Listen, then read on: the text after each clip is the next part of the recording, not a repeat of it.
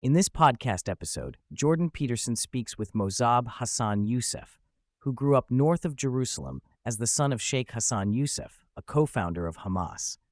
Yousef shares his journey from being raised in a culture of violence and anti-Israel sentiment to working for Israeli intelligence and ultimately advocating for peace and alliance with Israel. Yousef reveals that he was raped at the age of 5 or 6 in a culture where such incidents were met with silence and shame.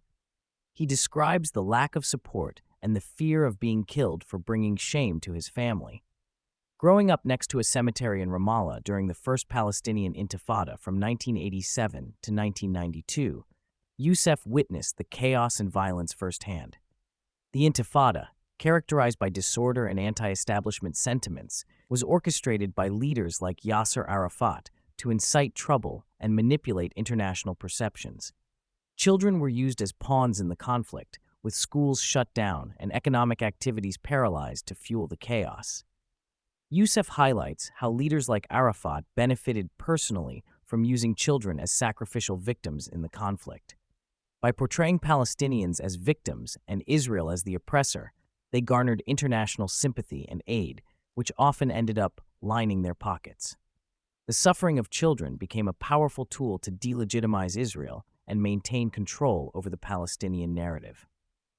Yousef delves into Iran's involvement in perpetuating the conflict in Palestine. He suggests that Iran, along with Russia and China, seeks to reshape the world order by destabilizing regions like the Middle East.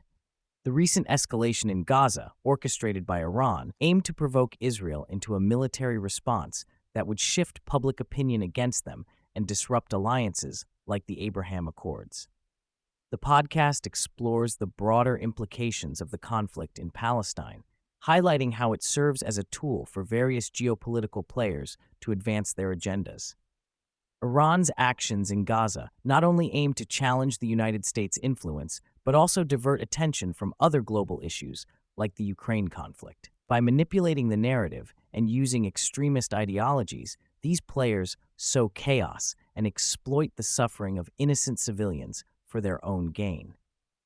Yousef's experiences of trauma and oppression led him to question the fundamental beliefs of Islam and the culture that condoned violence and injustice. He rejected the label of being a traitor for working with Israelis to save lives during times of conflict. He emphasizes the importance of individuality and critical thinking over blind adherence to religious and cultural norms.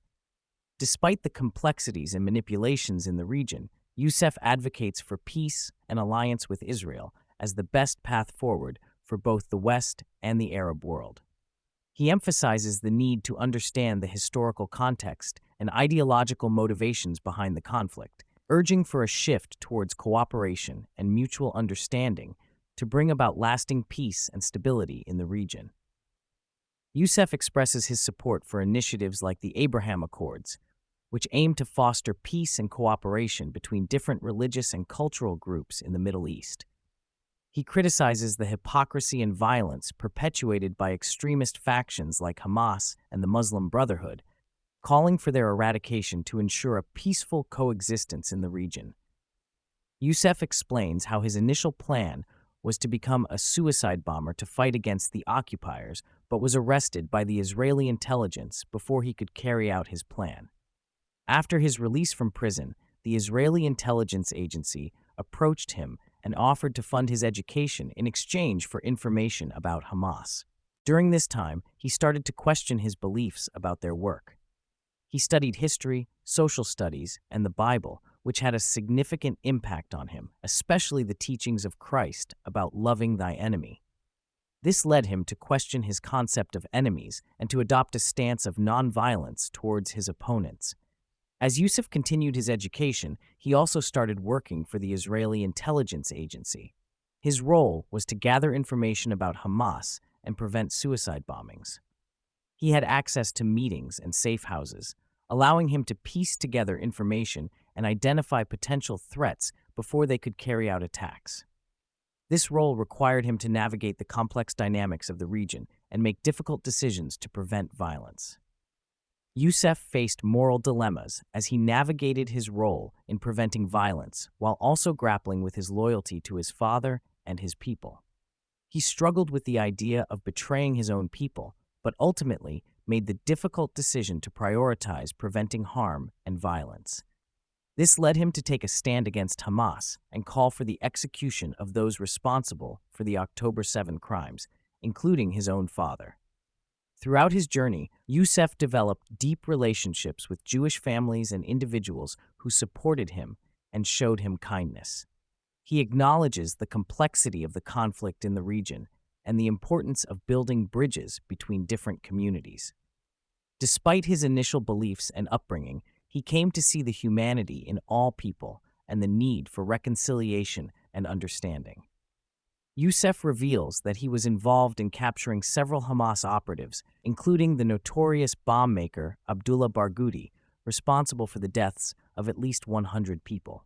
He also uncovered a group of Hamas members posing as intellectuals and historians, operating under the cover of a research center. Despite facing skepticism from the agency, Yousef's instincts and persistence led to significant breakthroughs in identifying and neutralizing key Hamas figures. Yousef provides insights into the complex dynamics of the Israeli-Palestinian conflict, highlighting the role of Hamas and Iran in destabilizing the region. He criticizes the lack of decisive action by the United States in addressing the Iranian nuclear threat and calls for stronger measures to prevent further escalation of violence. He stresses the need for strong leadership and strategic decision-making to protect Israel and maintain stability in the region. Yousef expresses concern about the rise of pro-Palestine movements on university campuses, particularly those aligned with Hamas and promoting a victim-victimizer narrative. He challenges students who adopt this narrative, urging them to engage in open dialogue and debate rather than resorting to violence and harassment.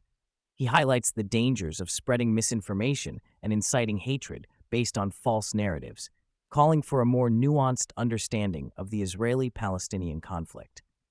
Despite facing cancellations and opposition, Yousef remains committed to speaking out against the demonization of Israel and the promotion of harmful ideologies.